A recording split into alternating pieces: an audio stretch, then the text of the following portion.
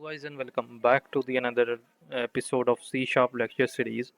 So guys आज की fifth lecture series में हम अपने ऑपरेटर्स को देखने जा रहे हैं कि हमारे ऑपरेटर्स किस तरीके से सी शार्प के अंदर वर्क करते हैं और इनका बेसिक पर्पस क्या होता है। तो हमारे पास अगर हम देखें तो हमारे पास जो ऑपरेटर्स होते हैं वो कोई भी क्या करते हैं आपकी वैल्यू को, अगर आपके पास कोई एक वैल्यू है और उसके ऊपर आपने कोई भी मैथमेटिकल या लॉजिकल या कंपैरिजन करना है तो तब आप क्या यूज़ करेंगे, ऑपरेटर्स का यूज़ करेंगे। अच्छा, और इन ऑपरेटर्स के अंदर आपके पास बहुत सारी टाइप्स होती हैं, ठीक है। बट यहाँ पर जो कुछ कॉमन टाइप्स हैं वो मैं आपके साथ शेयर कर देता हूँ और हम एक एक करके उन टाइप्स को क्या करेंगे इस वीडियो के अंदर डिस्कस करेंगे, ठीक है। वीडियो थोड़ी लंबी हो जाएगी बट कोई मसले वाली बात नहीं है, ठीक है। तो यहाँ पर सबसे पहला हमारा है अर्थमेटिक ऑपरेटर, ठीक है। अच्छा, अभी अर्थमेटिक ऑपरेटर जो है ऑपरेटर, ठीक है। अच्छा, अब यहाँ पर अर्थमेटिक ऑपरेटर के अंदर जो सिंबल्स यूज़ किए जाते हैं वो आपके पास होते हैं plus, minus, divide, sorry, divide, multiply, ठीक है, और मॉड्यूलस, ठीक है। अच्छा, अब एक काम करते हैं कि सबसे पहले हम इसी चीज़ को ही कवर करते हैं, देन उसके बाद आगे जो ऑपरेटर्स की टाइप है उसको फर्दर डिस्कस करेंगे। तो यहाँ पर अब हमने क्या करना है, सबसे पहले प्लस को देखना है।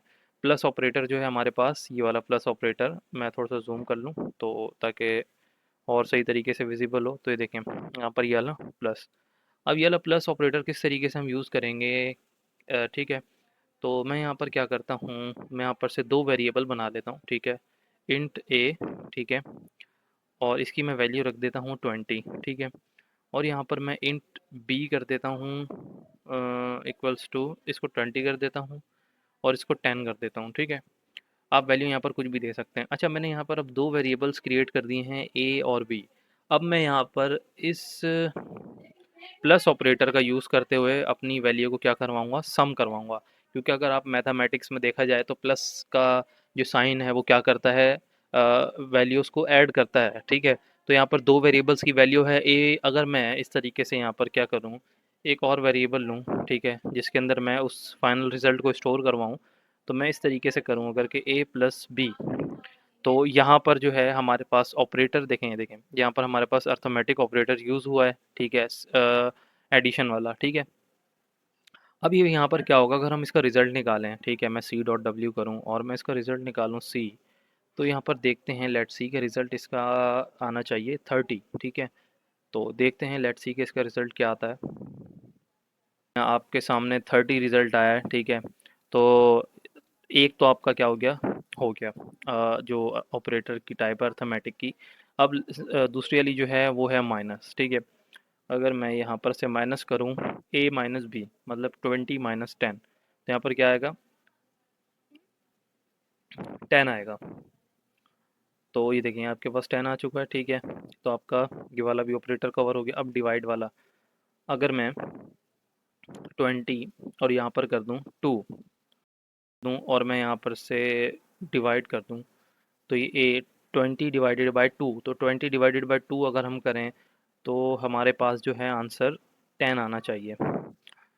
तो देखते हैं लेट्स सी के आंसर क्या आता है। तो ये देखें हमारे पास ये आंसर क्या आ चुका है, 10 आ चुका है, ठीक है। अच्छा, अब इसके बाद मल्टीप्लाई जो है, अब मल्टीप्लाई भी हम लोग देख लेते हैं भाई मल्टीप्लाई किस तरीके से होता है। मैं यहाँ से अगर मल्टीप्लाई का लगाऊँ साइन सिंबल और यहाँ पर से मैं क्या करूँ, 22 ज़ा 40 आना चाहिए, ठीक है। तो मैं यहाँ से देखते हैं कि 40 आता है हमारे पास रिजल्ट या क्या आता है। तो ये देखें हमारे पास ये 40 रिजल्ट आ चुका है, ठीक है। अब इसके बाद हमने क्या करना है, हमारा ये वाला जो ऑपरेटर है ये ऑपरेटर आपका मॉड्यूलस ऑपरेटर कहलाता है। अब ये जो मॉड्यूलस ऑपरेटर है इसका बेसिकली पर्पस जो होता है वो क्या होता है कि हमारे पास इसको हम तब यूज़ करते हैं जब हमने ये चीज़ चेक करनी हो कि वो अगर कोई स्पेसिफिक वैल्यू उससे डिविजिबल हो सकती है, ठीक है। तो इसके अंदर जो वैल्यूज़ आती है, रिमाइंडर आता है। रिमाइंडर से मुराद अगर आप मैथमेटिक के बारे में थोड़ा भावना हो आपको, तो उसके अंदर जो है हमारे पास अगर हम जो है कैलकुलेशंस परफॉर्म करवाते थे, तो उसके अंदर हमारे पास जब भी हम यहाँ पर मॉड्यूलस अब हम यहाँ कोडिंग में यूज़ करेंगे, तो यहाँ पर क्या होगा कि हमारे पास वो वाली वैल्यू आएगी जो हमारे पास रिमाइंडर बचेगी। अगर मैं यहाँ पर से मॉड्यूलस लगा दूँ मैं, और यहाँ पर लिखा हुआ मैंने 20 मॉड्यूलस 2, तो अब यहाँ पर ये आएगा कि 20 क्या डिविजिबल हो सकता है 2 के साथ। तो इसका आंसर क्या आएगा, अब ये भी देख लेते हैं। तो देखें, इसका आंसर है ज़ीरो। अगर मैं इसको डिवाइड करूँ, ठीक है, तो यहाँ पर देखें, अगर मैं इसको डिवाइड करूँ 20 को 2 से, 2 10 ज़ा 20, ठीक है, तो ये चीज़ क्या हो चुकी है, डिवाइड हो चुकी है। डिवाइड होने के बाद अब जो नीचे रिमाइंडर में जो बचेगी वो चीज़ होगी ज़ीरो। तो ये रिमाइंडर की वैल्यू शो करवाएगा, ठीक है, मॉड्यूलस ऑपरेटर। तो अच्छा, अब ये तो हो गया आपके पास अर्थमेटिक ऑपरेटर, ठीक है। मैं इसको यहाँ से कॉमेंट कर देता हूँ, बल्कि कमेंट नहीं, इसको कैंसिल ही कट कर देते हैं, ठीक है। अच्छा, अब आ जाए हमारे सेकंड ऑपरेटर की जानिब, जो कि हमारा है कंपैरिजन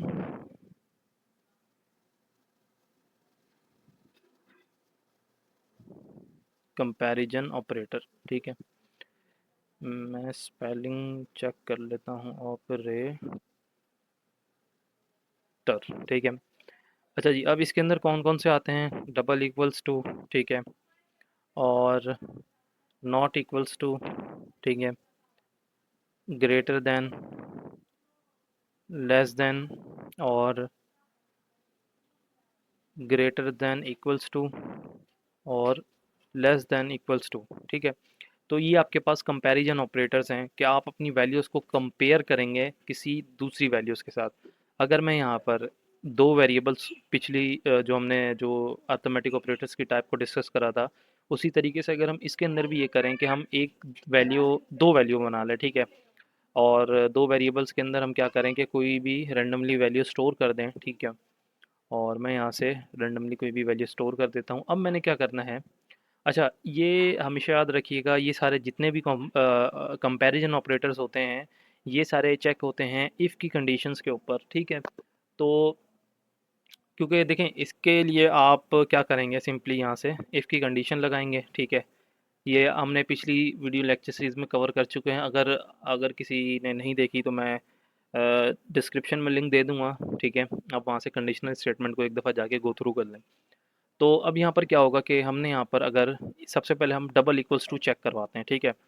तो यहाँ पर अगर हम इस तरीके से लिखें डबल इक्वल्स टू बी, तो यहाँ पर हम लिख देते हैं कि अगर हम, यहाँ इफ़ है, ठीक है, और यहाँ पर हम लिख देते हैं एल्स। एल्स में दे देते हैं हम कोई भी हम एक मैसेज प्रिंट करवा देते हैं कि नॉट वैलिड, ठीक है। तो मैं यहाँ से क्या करता हूँ कि नॉट वैलिड लिख देता हूँ, और मैं यहाँ पर एक और console dot write line open करके इसके अंदर मैं लिख देता हूँ कि वैलिड। अच्छा, अब यहाँ पर क्या है, अब देखें, अब मैं अगर आपसे पूछूं, आप मुझे कमेंट में बताएं कि यहाँ पर अगर मैं ये बोलूँ कि 20 बराबर है 10 के, कभी भी नहीं होगा, क्योंकि 20 बड़ा है 10 से।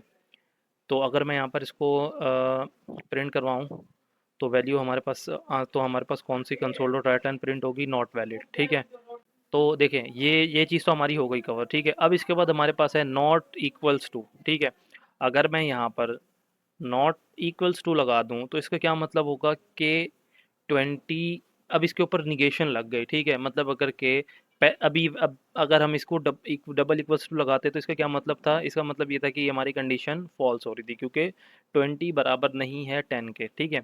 अब वो बोल रहा है कि 20 नहीं है बराबर 10 के, बिल्कुल सही कंडीशन है। अगर मैं यहाँ पर नॉट लगाता हूँ, ठीक है, 20, यहाँ क्योंकि ए के अंदर क्या है, स्टोर 20 है, ठीक है, और यहाँ पर बी के अंदर क्या है, 10 है। अब 20 बराबर नहीं है किसके, 10 के, तो ये कंडीशन ट्रू है, ठीक है।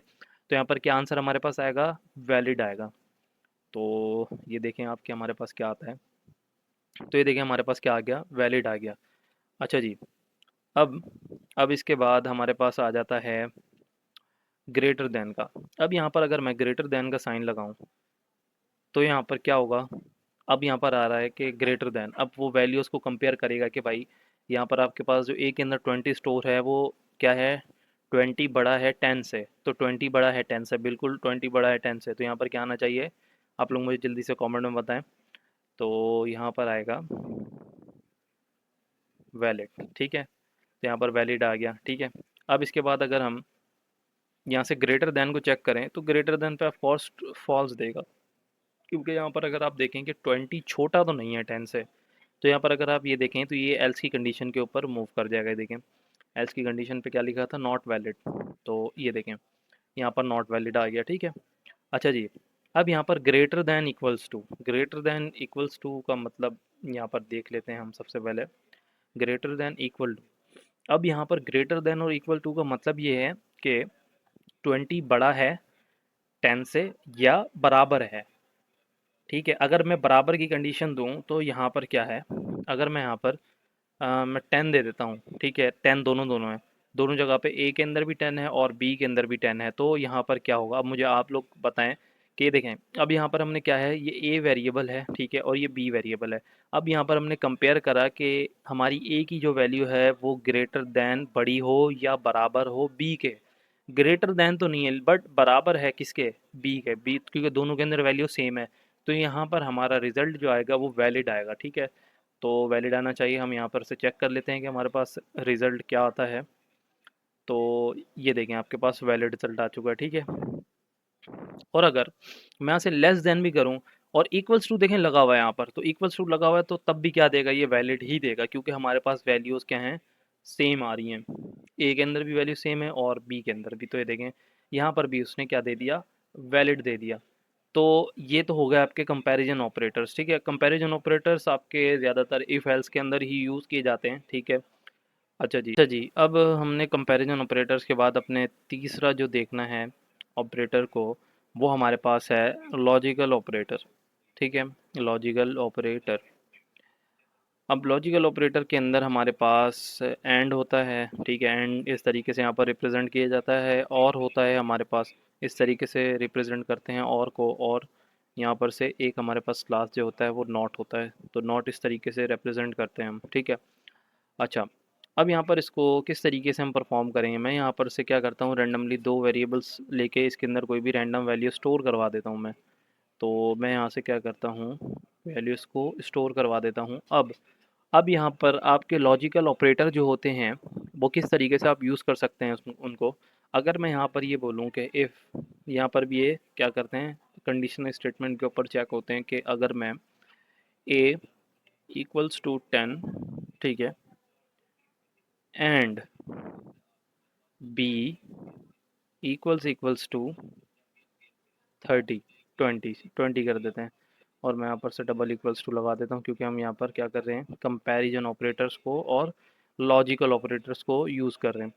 तो यहाँ पर देखें एंड जो है वो, एंड की अगर हम लॉजिक देखें तो एंड की लॉजिक ये कहती है कि अगर इसके अंदर कोई जो है, दोनों वैल्यूज़ को ट्रू होना लाजमी है, ठीक है।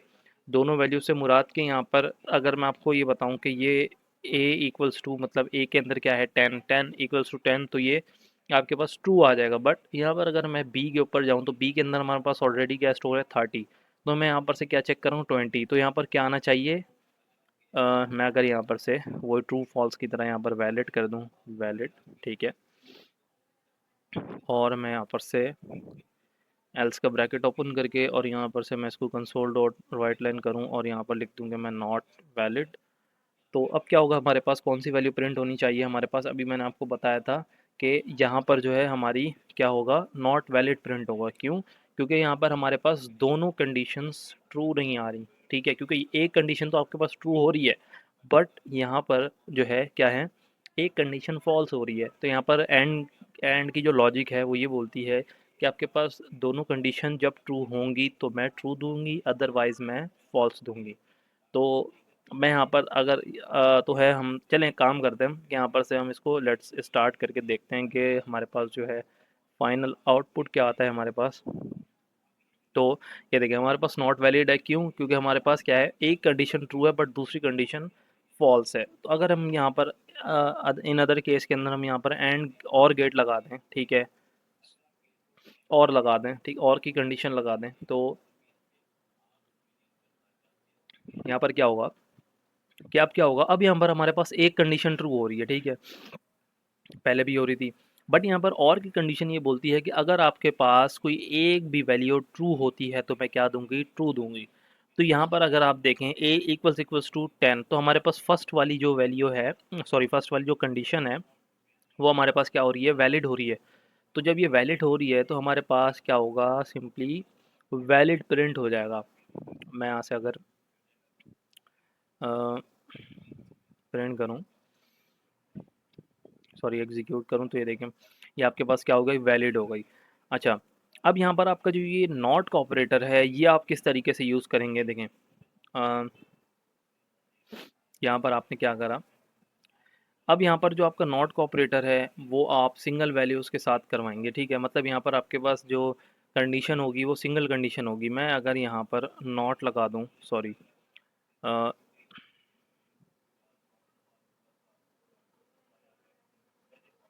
मैं अगर यहाँ पर नॉट लगा दूँ तो नॉट सिंपली यहाँ पर क्या करेगा कि ट्रू को फॉल्स कर देगा और फॉल्स को ट्रू कर देगा।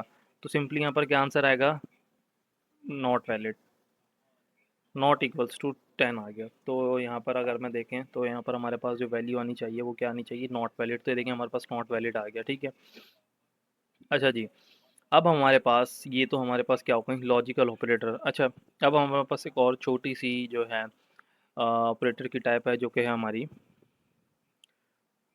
टर्नरी ऑपरेटर, ठीक है। और इसको यूज़ करने के लिए सिंपली क्या होता है, ये एक इफ़ एल्स की तरह ही है, बट ये शॉर्ट फॉर्म में लिखी जाती है, ठीक है।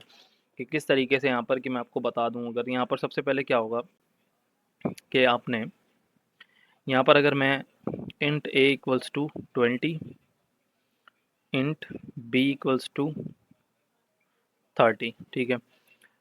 अब हमने क्या करा है, यहाँ पर हमने ये दो वैल्यू रैंडमली कोई भी हमने क्या करी, वैल्यूज़ स्टोर कर दी हैं। अब हम यहाँ पर अपने टर्नरी ऑपरेटर को यूज़ करेंगे। तो यहाँ पर हमने किस तरीके से हम यूज़ करेंगे, सबसे पहले हम क्या करेंगे, यहाँ पर एक हमने कोई मैसेज प्रिंट करवाना है, ठीक है। तो यहाँ पर हम क्या करते हैं, रिजल्ट्स इक्वल्स टू, और यहाँ पर मैं क्या करूँगा कि यहाँ पर मैंने राउंड ब्रैकेट लगाया, ठीक है। और राउंड ब्रैकेट लगाने के बाद मैंने यहाँ पर अपनी उस वैल्यू को चेक करना है। मतलब कि अगर मैं यहाँ पर बोलूँ कि a plus B equals to 50, ठीक है, तो हमारे पास क्या प्रिंट हो, अगर ये वैल्यू ट्रू हो जाती है तो हमारे पास क्या वैल्यू हो, प्रिंट हो ट्रू, ठीक है। अदरवाइज हमारे पास क्या प्रिंट हो, फॉल्स, ठीक है। और मैं यहाँ पर अगर मैं इसको प्रिंट करवाऊँ रिज़ल्ट वेरिएबल को, तो यहाँ पर आप मुझे कमेंट में बताएं कि यहाँ पर क्या वैल्यू आएगी, जो हमारे पास आउटपुट होगा फाइनल वो क्या आएगा। तो देखते हैं हमारे पास फाइनल आउटपुट क्या आता है, हमारे पास ट्रू आएगा। तो यहाँ पर ये देखें फाइनल आउटपुट हमारे पास क्या आ गया, ट्रू आ गया। तो आप टर्नरी ऑपरेटर को इस तरीके से यूज़ कर सकते हैं। हमारे पास जो यहाँ पर ये वाली चीज़ जो होगी, हमारे पास कंडीशन होगी, ठीक है। और कंडीशन के बाद ये आप क्वेश्चन मार्क लगाएंगे, और उसके बाद यहाँ पर जो है, अगर इफ़ की कंडीशन ये फर्स्ट वाली अगर ट्रू हो जाती है तो ठीक, अदरवाइज़ ये वाली जो है ये फॉल्स वाली कंडीशन है, ठीक है। ये था हमारा ऑपरेटर्स का कॉन्सेप्ट। उम्मीद करता हूँ आप लोग को पसंद आया होगा। तो पसंद आने की सूरत में लाइक शेयर एंड सब्सक्राइब। इंशाल्लाह नेक्स्ट वीडियो में मुलाकात होगी। अल्लाह हाफ़िज़।